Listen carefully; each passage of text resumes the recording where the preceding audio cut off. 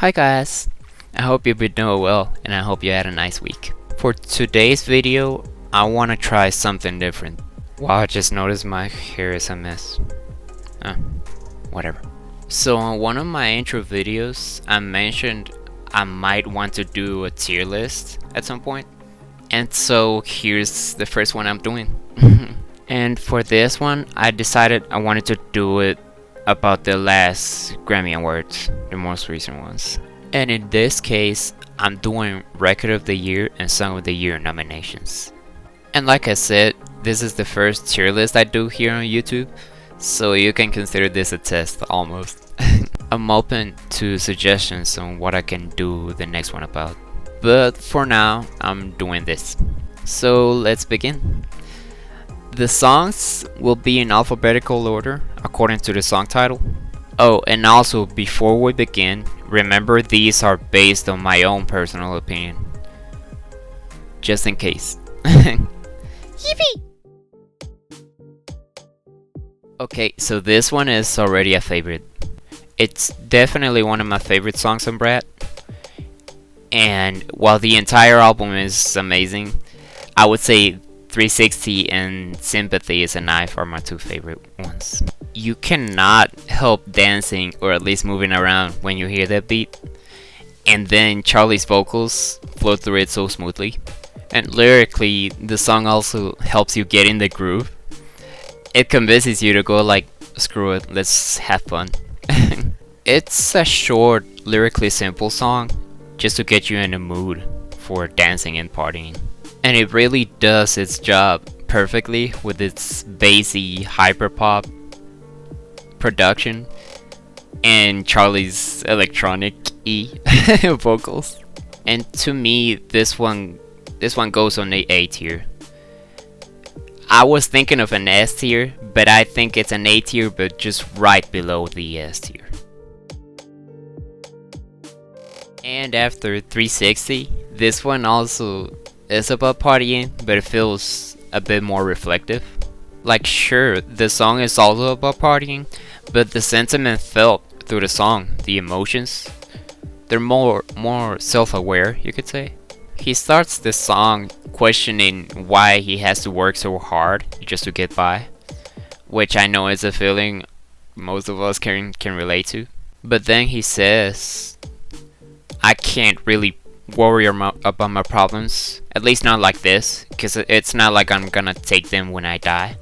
So he decides to enjoy his time, putting his problems aside for a moment, and basically decided to get wasted, pretty much. I really like how original and different the song sounds, mixing elements of country with other sounds in a way that we don't see too often.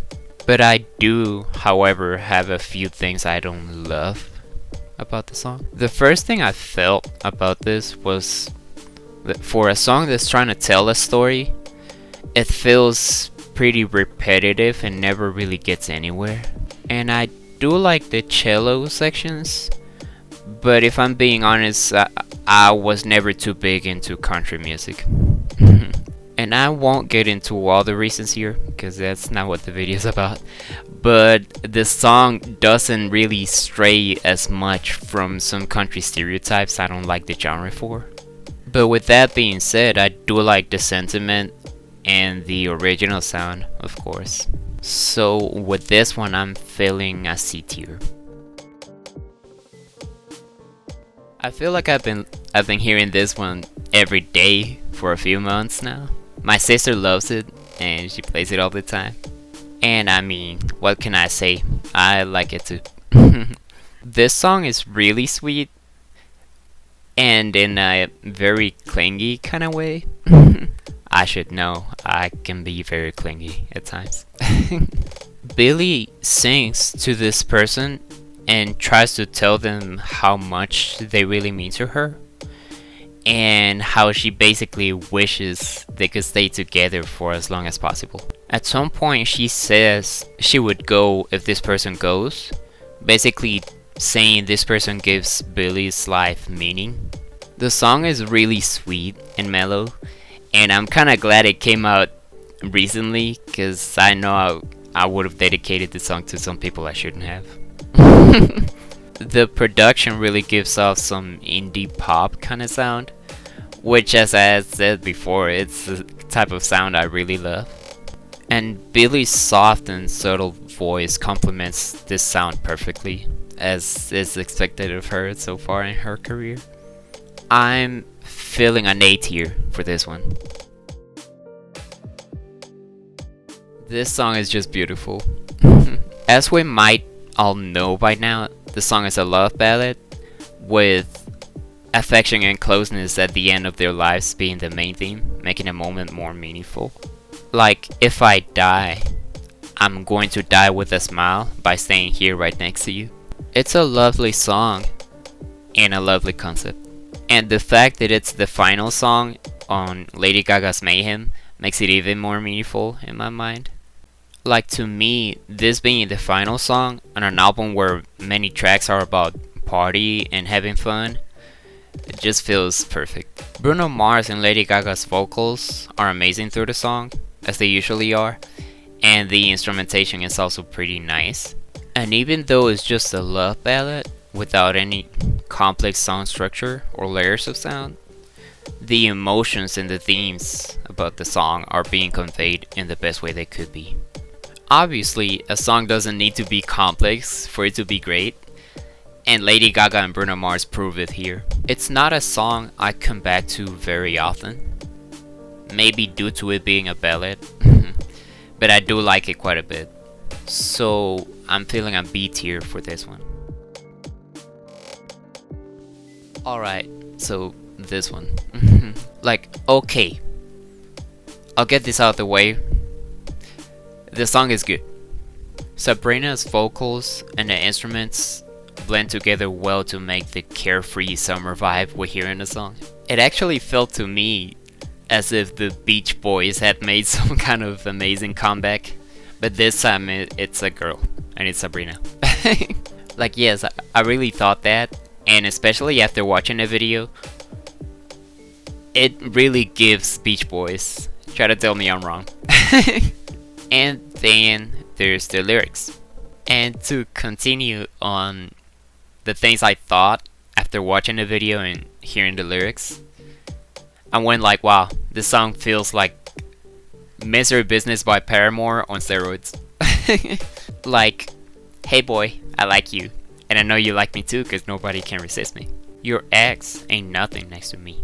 And with that being the theme, Sabrina delivers her lines with so much sass. Like, it just adds to the feels and the vibes of the song in a different way. But in terms of my enjoyment, I'm not a big fan of those kind of lyrics, personally. Like, if I'm being honest, the only reason I listen to those songs at all, it's because of the sound. The lyrics never really keep me interested in any way. I like Misery Business and Girlfriend by Avril Lavigne because of the sound, definitely not because of the lyrics.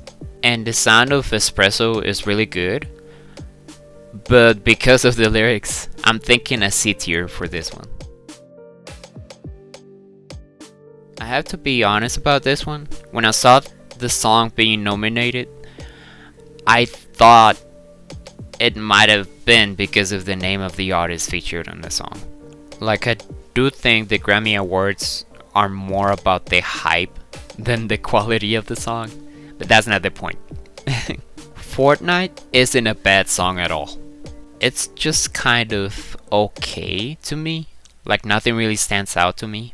It lyrically feels like just another Taylor Swift heartbreak song, which it's what she does best, so by default the song will be good.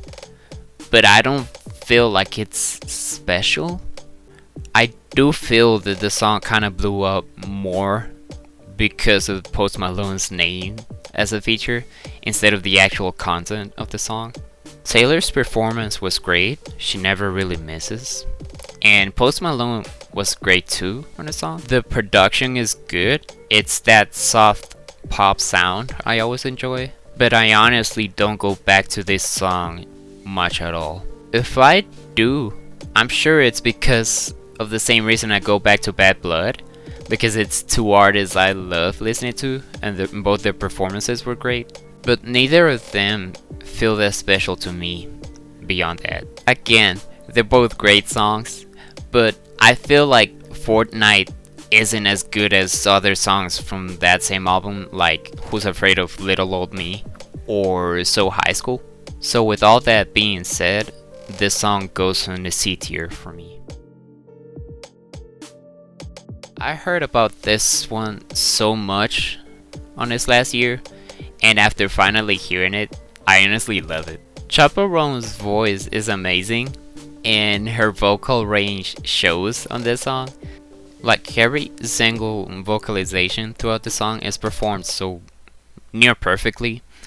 Like you never feel like her voice is straining or something like that. She sang her melodies so smoothly and on spot.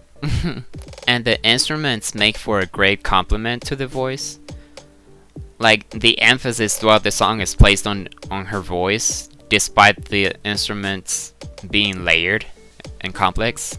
At its core, it's kind of a new wave synthy pop rock sound, kind of. But then the sound is layered with guitars and violin, making for a more baroque sound.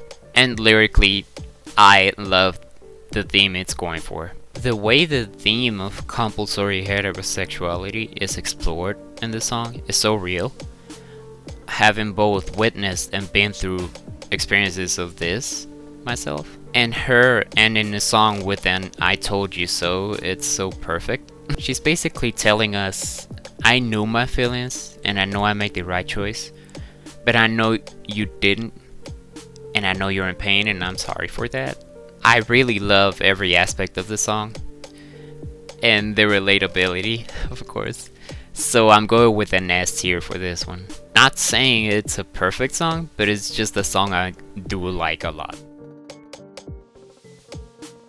And here's the big winner of the night. I have a lot to say about this one, but I'll try to get to the point because there is a lot to unpack here. I will say, first of all, based on what I've seen of the Grammys, this song totally deserved to win. Do I think it's the best song out of the nominated ones? No. Like, even as a huge Kendrick fan, this wouldn't have been the song I would consider for him at all. I am one of many who think Euphoria was way better than Not Like Us, but the song is still pretty good regardless. In the context of his beef with Drake, the disses land very solidly for the most part. Like, they're solid enough to pretty much declare him the winner with no contest. Like, seriously, at this point, anyone thinking Drake came out looking good out of this beef is delusional. I was so glad to hear Kendrick address the disrespect for Tupac and Tailor Made by Drake. I was so outraged by it, honestly. He addressed his misconduct allegations, addressed his suspicious ties with more than problematic people, addressed his seemingly selfish relations with other rappers. And this song is as catchy as a club banger, so while destroying his rival's name, he's making us dance. The Mustard beat is great. Kendrick's verses deliver as they usually do, and there's some amazing one-liners here and there. So I'm feeling an A tier for this one. It's really good. This one is so refreshing to hear for me. Like, it's literally an unreleased song that was like over 40 years in the vault, you could say. Paul and Ringo unearthed this song basically and made it the last Beatles song we'll get. And it's amazing to hear this song knowing what the Beatles did for music so long ago. At one point it almost brought me to tears just thinking about it being the best-selling band ever and one of the most influential bands ever, if not the most influential band. And knowing it's their final official release means a lot. I stayed away from the song for some time after reading somewhere that they were using AI to replicate voices which was something I totally disagreed on. But then after reading about it, I realized it's more about remastering the sounds. So then I heard it and I loved it. I am one of many to say that I don't exactly listen to the Beatles much for enjoyment. I mostly respect them. I have huge amounts of respect for them. I know about their impact on today's music in both song structures and industry and everything in between. But with that being said, my enjoyment of the song comes down to mostly the respect and the legendary history this band has. The song is amazing considering just the context of it, but I would be lying if I said I enjoyed it just as much as Nowhere songs. Like I said, the respect is always there, the enjoyment not nearly as much. And with all of this being said, this song feels like a B tier song for me. It's very comforting to hear it, but it's not something I go back to much. RIP John and George. You guys were legends and you will always be. Sabrina had a great night being nominated twice on these two big categories, so here she is again. I have to say, I like this song so much more than Espresso, and I can't be the only one saying that. The mixture of genres in the song, with guitar and synths going together to make a new wave soft rock sound. And then the song also even borrows elements of disco and country. Sabrina's soft voice complements the instruments perfectly and makes for a great easygoing listen. And lyrically, I like the way Sabrina talks about this uncomfortable relationship. I guess uncomfortable is a way of putting it, yeah. Because she's expressing how much she loves this person, but she's afraid of being ashamed by them. It's a complicated love, kinda. And like most elements of the song, it's hard to find something I dislike about it. So with that being said, this one goes on the A tier for me, definitely. So apparently country music's in a popularity wave right now. So remember how I said I wasn't huge into country music? Well, this song is about as close as it gets for 100% country music with the songs I'm talking about in this video.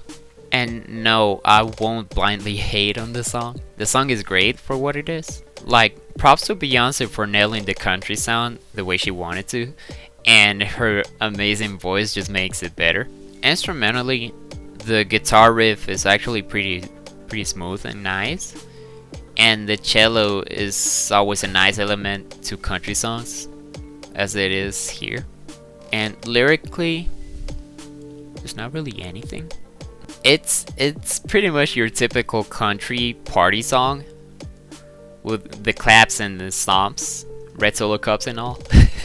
And I'm not big on this kind of music at all. And again, the song is executed very nicely. It's a great song. It's great for what it is. And I guess that's my issue with it. It's a great country party song, which kind of makes it a song I don't like that much. And with that being said, I'm feeling a D tier for this song. And so my tier list for the songs that I said I would talk about would look like this. It makes sense to have Good Luck Babe as the only one on the S tier in my mind. And also, like I said, I could also place 360 on the S tier, honestly. But I'll keep it on the A tier. And I think it makes sense to have nothing on the F tier, honestly. I mean, it is the Grammy Awards we're talking about. I'm sure there's some nomination of some year they could go there in the F tier, but for this one, there's nothing like that. And so that's it for the video. Thank you so much for watching. Extra thank yous if you liked, commented, and subscribed. And as always, feel free to give me your feedback on the video. Any feedback is more than appreciated. I'm still learning and I'm doing all of the video recording and editing myself. So, of course, any tips and suggestions are very welcome. Tell me what you think of the songs and the rankings down in the comments. It's always nice to have some music discourse. And also just started a coffee account. So feel free to check out the memberships. Don't forget you're beautiful, and I'll be seeing you next week. Bye bye!